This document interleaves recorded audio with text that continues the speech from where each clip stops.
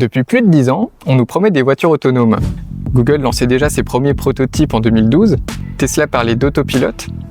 Alors pourquoi, en 2025, on ne voit pas des voitures qui se conduisent partout sur nos routes ? Est-ce que c'est parce que la technologie n'est pas prête ? Parce que la loi bloque ? Est-ce que les gens n'ont pas totalement confiance encore ? Ou n'y voient pas d'intérêt ? Aujourd'hui, je suis avec Quentin Métayer, qui est chercheur en informatique et qui a fait sa thèse sur les voitures autonomes. On vous explique. Il faut savoir que ça fait déjà un moment que les véhicules sont partiellement automatisés. La SAE a proposé une classification qui est souvent utilisée comme référence pour la législation et définit 6 niveaux d'automatisation. Du niveau 0, où la conduite était totalement manuelle, jusqu'au niveau 5, où la conduite sera totalement autonome.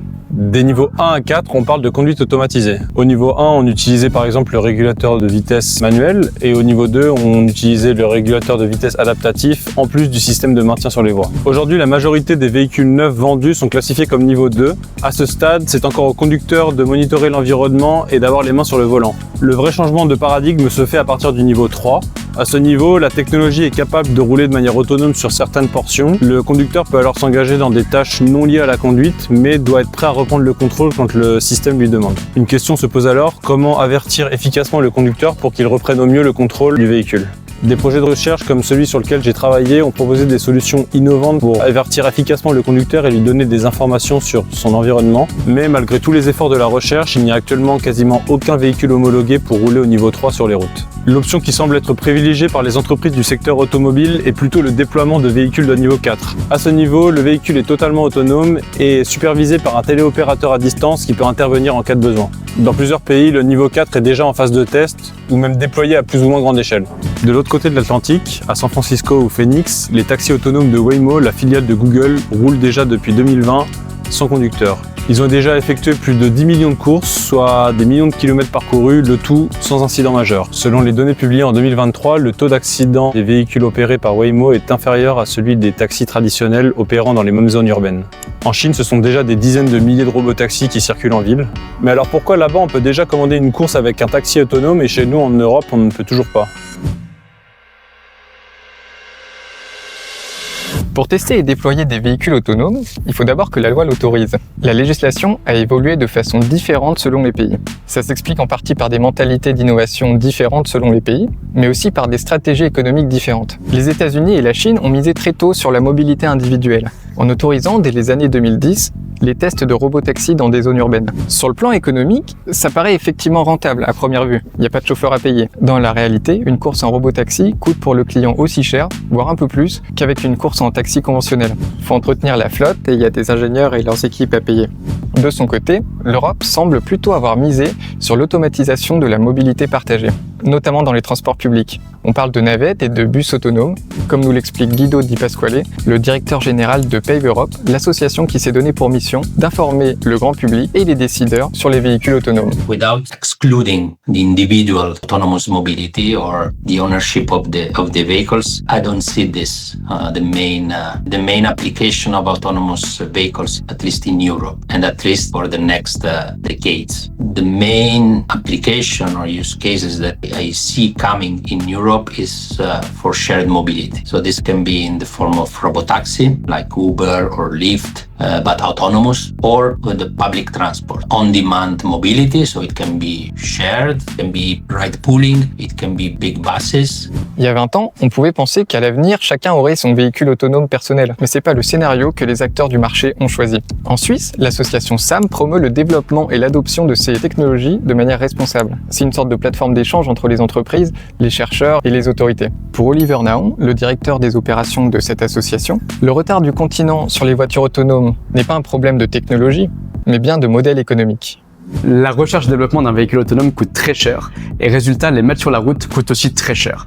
Et qui va payer pour justement ce coût en plus? Ça va pas être les contribuables, ça va pas être des projets de transport public, ça va pas non plus être des entreprises privées parce que finalement en Suisse on n'a pas vraiment cette capacité financière. C'est pour ça qu'aujourd'hui on voit beaucoup de déploiements à grande échelle en Chine, aux États-Unis parce qu'ils arrivent à centraliser le financement. Par contre en Suisse on compte justement sur l'intégration de parties prenantes externes qui vont pouvoir venir avec du capital et déployer des véhicules autonomes qui font du sens. Grâce aux véhicules autonomes, on pourra effectivement économiser les coûts des transports publics. Par exemple, développer les bus autonomes en ville pour faire face à la pénurie de chauffeurs à venir.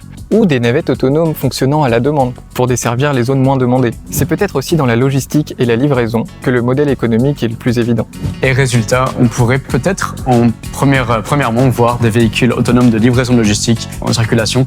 Ce n'est donc plus tout à fait la loi qui bloque le déploiement des véhicules autonomes, même si l'Europe a autorisé plus tardivement la circulation de véhicules de niveau 3 et 4 sur les routes publiques. Depuis 2022, le niveau 3 est autorisé en France et en Allemagne, sur certaines voies rapides et les autoroutes. Mais l'offre réelle est rarissime. Fin 2025, seuls Mercedes et BMW ont des véhicules homologués. En France, la vitesse est limitée à 60 km/h, ce qui est plus un outil de confort pour les embouteillages en fait. En Allemagne, Mercedes a un modèle autorisé pour rouler jusqu'à 95 km/h et récemment, une BMW a aussi été autorisée pour rouler jusqu'à 130 km/h cette fois.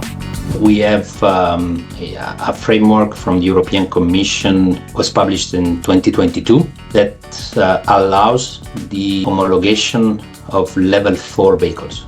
Besides level 3, there are some limitations. There is a limitation in the number of vehicles that can be homologated by a company. Also the type of use cases that can be provided. At the moment, as far as I know, there are no level 4 homologated vehicles, but there is an interesting initiative from the European Commission and member states to provide test beds in Europe where the member states can set up like a regulatory sandbox to give special pre-commercial approval to homologate vehicles, even though they are not fulfilling all the requirements for it. So even though they have not got the final approval, but they can operate and deploy vehicles in these special areas and with this special sandbox. La Suisse, de son côté, a l'un des cadres législatifs les plus ouverts au monde. Ce n'est pas un simple cadre d'expérimentation, mais bien une base pour un déploiement à grande échelle. Donc l'ordonnance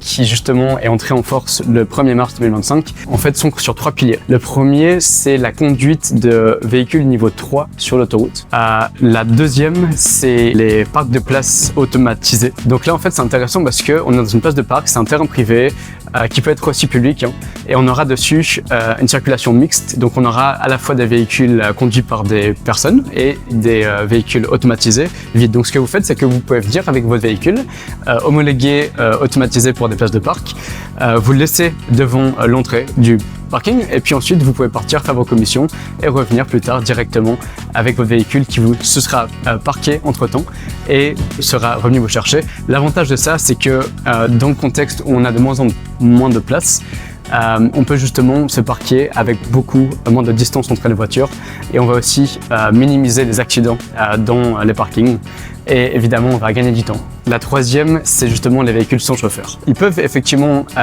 rouler en Suisse dès à présent. Il y a juste quelques conditions. Ils doivent être homologués au niveau européen avec une homologation pour la Suisse. Ils doivent être supervisés à distance et le superviseur doit se trouver en Suisse. Et puis l'autorisation se fait par le canton. Et c'est du coup le canton qui va en fait légiférer les routes sur lesquelles les véhicules autonomes peuvent rouler sur leur territoire. Mais pour l'heure, on est face à un paradoxe. La loi suisse autorise théoriquement donc le niveau 3 et le niveau 4 sur les routes, mais aucun véhicule n'est encore homologué. L'ordonnance définit aussi qui est responsable en cas d'accident. Au niveau 3, le conducteur doit pouvoir reprendre la main à tout instant. Donc dans les faits, c'est lui qui est juridiquement responsable la plupart du temps. L'opérateur ou le constructeur ne sont vraiment responsables qu'à partir du niveau 4, quand il n'y a plus de conducteur. Pour tous les niveaux, le constructeur est responsable en cas de défaillance de son système. Ok, donc on a les lois, la technologie, mais concrètement sur le terrain, on en est où? Où sont testés ces véhicules autonomes et est-ce qu'on peut déjà en voir sur nos routes? En fait, sans s'en apercevoir, on peut déjà croiser des navettes autonomes dans nos rues.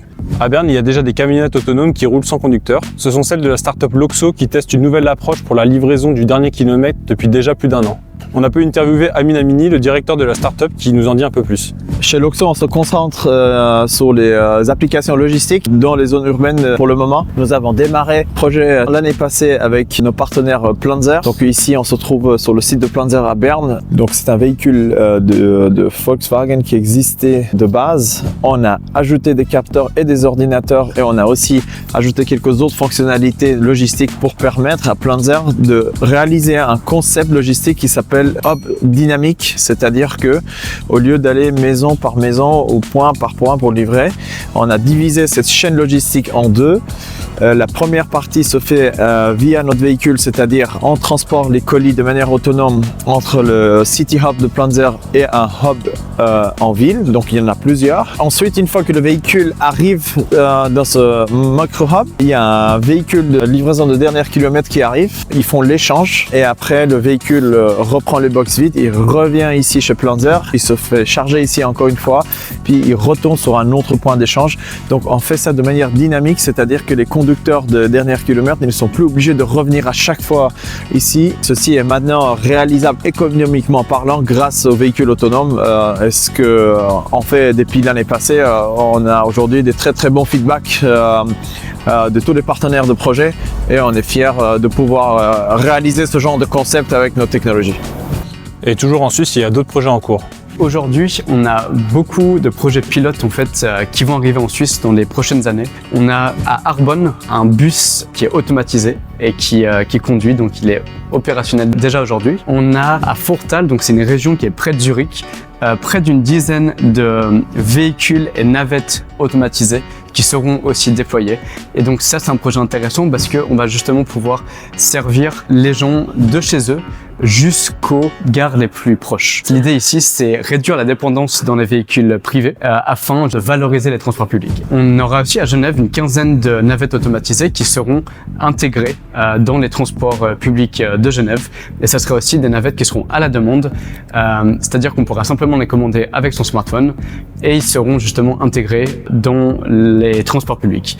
Et il n'y aura pas forcément d'horaire non plus vu qu'ils seront à la demande. Donc ça, c'est aussi très intéressant dans l'idée justement de réduire la dépendance aux véhicules privés. Ces projets dont j'ai parlé, vous les verrez sur la route l'année prochaine. Et en Europe, il y a d'autres avancées dans la mobilité autonome dans différents pays. In Europe, I can mention, for example, the ambitious plans of Hamburg, where the city, together with the local public transport operator, are planning to deploy thousands of autonomous vehicles integrated with public transport. So here we talk about vans, let's say for ride pooling, so where people can share the ride and the service is integrated into public transport. But in this case, serving some neighborhoods or some areas where public transport is not that efficient or is not optimized. So it is serving and covering this gap that they have today. The other one I can mention is Oslo, the Oslo region, where the local public transport authority is also working hard on the deployment of autonomous vehicles. And here the approach is also looking at robotaxi. So it's not only mass transit or big buses or shuttles, but it is also robotaxi. We're still in the public transport network, so integrated with the public transport network and part of it, but providing a service that can be useful for some areas, rural areas, for example, for some citizens. So it's quite interesting to see their vision and the fact that they made a study on this. This study was saying that it is possible to replace fixed lines with on-demand shuttles or robotaxis, and so reducing the kilometers traveled and reducing also the costs for the public transport operator. And the latest news is that Waymo is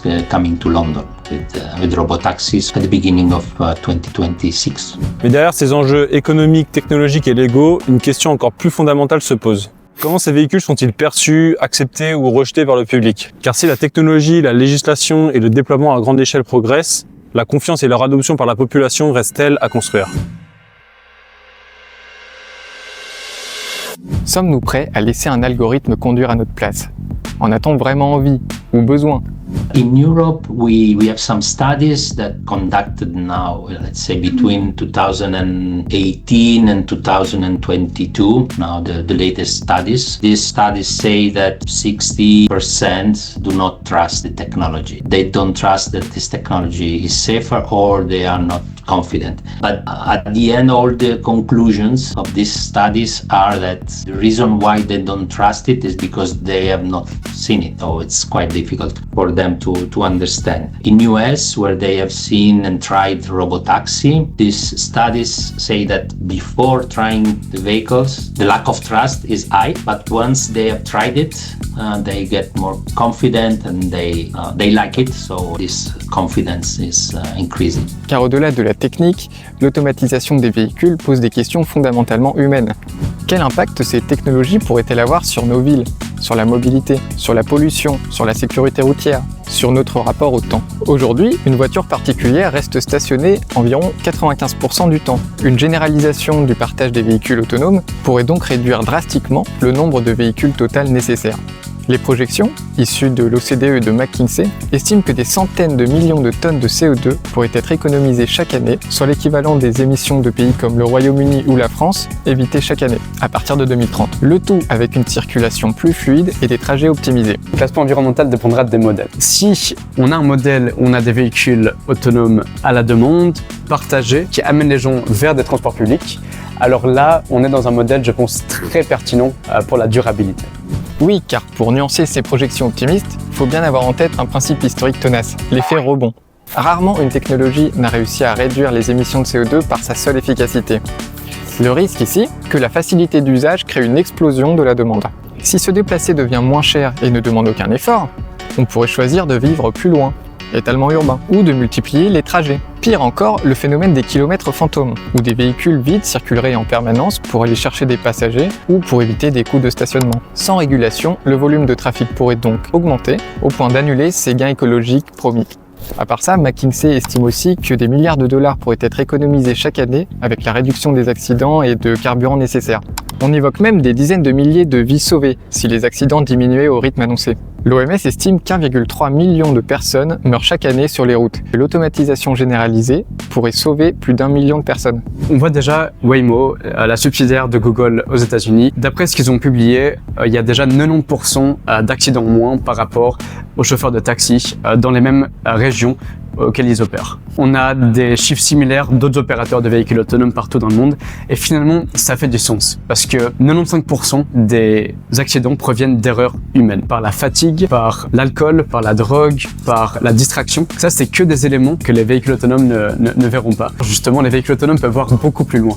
Ils peuvent voir jusqu'à 200 mètres grâce au lidar, grâce à la technologie. Et ils peuvent voir de jour, de nuit, potentiellement dans différentes situations environnementales. En fait, ça ajoute de la fiabilité à la conduite. Déjà aujourd'hui, avec la technologie actuelle aujourd'hui, on a drastiquement réduit le nombre d'accidents grâce aux véhicules autonomes. Et dans le futur, ça sera encore plus. Le paysage urbain lui-même pourrait être modifié. Moins de parking, plus d'espace public, une ville plus respirable. Après, il y a aussi la question de l'emploi. Chauffeur de taxi, de VTC, mais aussi des métiers liés aux assurances automobiles ou au parking urbain. Des millions de métiers sont concernés. Une étude suggérait que 3,5 millions de routiers américains pourraient voir leur emploi menacé d'ici 2030. Mais le paradoxe, c'est la réalité du terrain en 2025. Le secteur souffre d'une pénurie massive de chauffeurs, comme on l'a dit précédemment. L'autonomie arrive donc d'abord pour combler des postes vacants, pas forcément pour licencier. Et dans le même temps, de nouveaux métiers naissent pour gérer ces flottes et pour maintenir ces technologies de pointe. Finalement, 10 ans après les premières promesses, le constat est clair, la révolution autonome a pris du retard. Pas à cause de la technologie, mais parce que la réalité législative et économique est plus complexe que prévu. Elle a pris du retard, mais elle arrive. On nous vendait de la science-fiction, on se dirige finalement vers quelque chose de beaucoup plus concret et pragmatique. Des bus, des camions de livraison et des trajets d'autoroute assistés. Mais au-delà du pratique, c'est un changement culturel. Cette révolution va redéfinir notre rapport à la route. Pendant un siècle, la voiture a été le symbole ultime de la liberté de mouvement. Renault 21, votre liberté. La voiture autonome propose une promesse différente. La liberté autonome version 21e siècle, ce ne sera plus de tenir le volant, mais d'avoir enfin le droit de le lâcher. Merci à tous d'avoir regardé cette vidéo. Merci à Quentin pour son aide sur la préparation de l'épisode. N'hésitez pas à mettre un petit like et à vous abonner pour voir les prochaines vidéos. Et aussi, dites-nous comment vous voyez le déploiement des véhicules autonomes dans les années à venir, ça nous intéresse.